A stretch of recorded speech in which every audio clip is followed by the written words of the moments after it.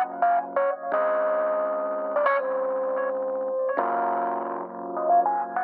everyone, welcome to Wax Pack Wisdom, where we talk baseball history through card breaks and the cards we love. My name is Jake T. O'Donnell. Today we're opening this pack of 1985 Topps as we continue to work our way through the top sets, starting in the 70s into the 80s. Now we're kind of nearing that sort of junk wax era. I would say probably the next year, 1986, is when that really got going. In this set of Topps baseball cards, we'll be looking for rookie cards for the likes of Kirby Puckett, Roger Clemens, the famous USA Baseball Mark McGwire rookie card. I believe Oral Hershiser's in there as well. Dwight Gooden, Eric Davis, as well as your usual array of Hall of Fame cards and those kinds of things. So let's open up this pack and see what we got. All right. And there is the gum. The gum has taken a bite out of Doug DeCence's, and let's flip these over and we'll go in this direction, so that we have the guys going all one way. Marvis Foley, Marvelous Marvis Foley. I don't know. I don't know anything about Marvis Foley, unfortunately. Nice card though. I like the 85s. They're good cards. They're a nice set. Perfect for the era, of course. Manny Trio. I feel like we have talked about Manny Trio on a few episodes of this show, and he is was a fine second baseman for many years in Major League Baseball.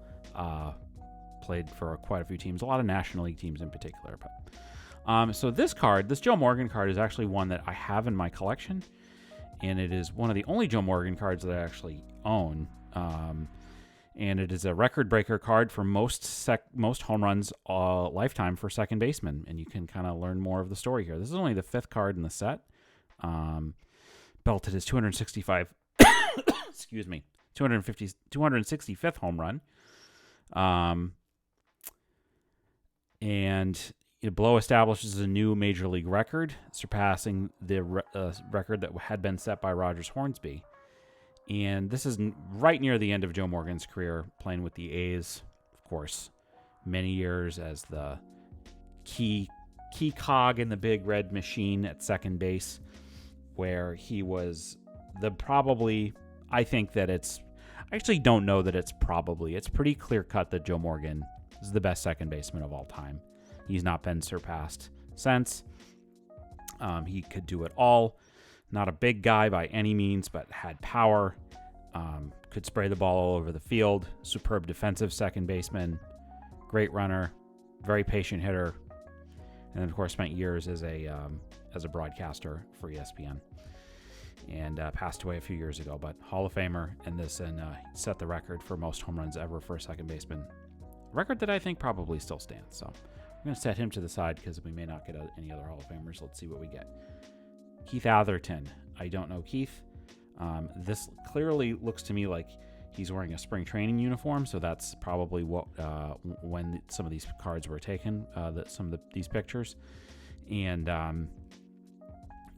you also get a look at what the A's uniforms were like back then. Actually, we kind of saw that with the Joe Morgan card. I'll show you again that is, a regular season look, I feel like, actually more for the A's. And that actually could be a regular season jersey in Keith Atherton's photo.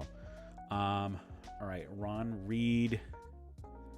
I don't know anything about Ron. Again, this is Ron was around for a while, it looks like. Even started back in the 60s, but I don't really know much about him. Phillies 1980, so he was there when they won the World Series. So Ron Reed. I'll have to read up a little bit more about Ron Reed. And you get a look at the classic mid-80s White Sox uniforms there. One of the all-time famous. Speaking of famous 1980s uniforms, Jamie Kokenauer, the powder blues of the Milwaukee Brewers of the 80s. Great look. Yep. And then again, we're talking about great looks here. Dan Schatzeder, who I think we maybe had gotten in another pack at one point. The name just seems very familiar to me. He is rocking that classic Expos uniform, which you gotta love. One of my probably the best uniform of all time, in my opinion. Orlando Mercado, he got stuck with the gum, which actually I think came out pretty well, but good catcher look there. Mid-80s catcher look for the Mariners. And, Orlando Mercado, good card. Instant winner. Win a trip for 4 to the 1986 All-Star Game. I don't think we can still claim that, but, we'll see. Maybe we'll give it a shot and see what we get. All right. So we do have another Hall of Famer in here, and that's none other than Rich, better known as Goose Gossage, who, great closer. Years with the Yankees as well as the Padres, was there for the championship Yankees teams, also there for the Padres team that went to the World Series in 1984. Bounced around a bunch, was with the A's later on, but great closer. Tough, wanted the ball in the big spots, and earned his way to the Hall of Fame. So Goose Gossage, there you go. Rick Mahler, who I'm kind of drawing a blank on anything about him. There's a lot of people in this pack that I'm drawing a bit of a blank on. Same with Kiko Garcia, this era for the Phillies. Actually, I just remembered it was not Mercado who got the gum. It was Doug DeCinces who got the gum, who we're going to get to probably in a little bit here. Kiko Garcia, nice look of the Phillies uniforms there. 79 Orioles as a World Series participant. They lost.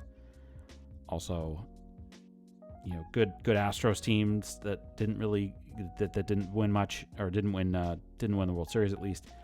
83 Phillies that lost in the World Series. So Kiko, I don't know if he ended up ever getting a World Series ring, but he got close a few times. Ken Singleton, we've talked about him on previous episodes.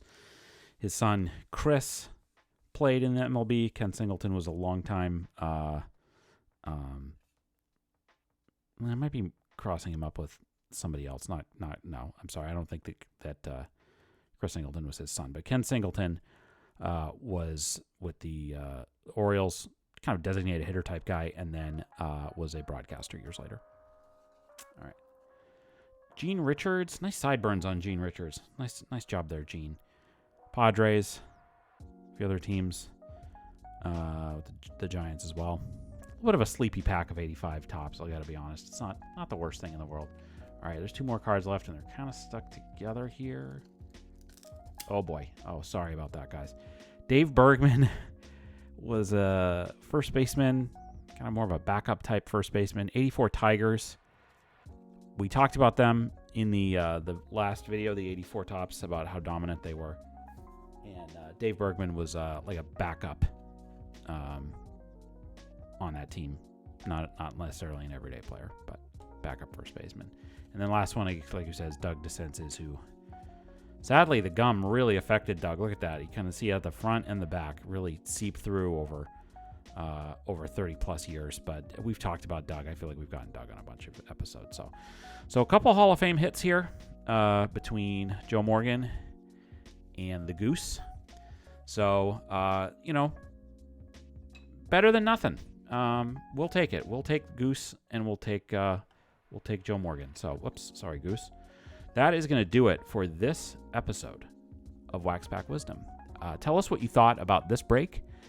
What's your favorite card we pulled today? Do you have a story about one of the players in this pack? Leave us a comment and let us know. We'd love to hear it. If you enjoyed this video, we invite you to give it a like and subscribe to our channel so you don't miss any of our Wax Pack Wisdom content. In the video description, you can find links to where you can follow Wax Pack Wisdom on all social media channels.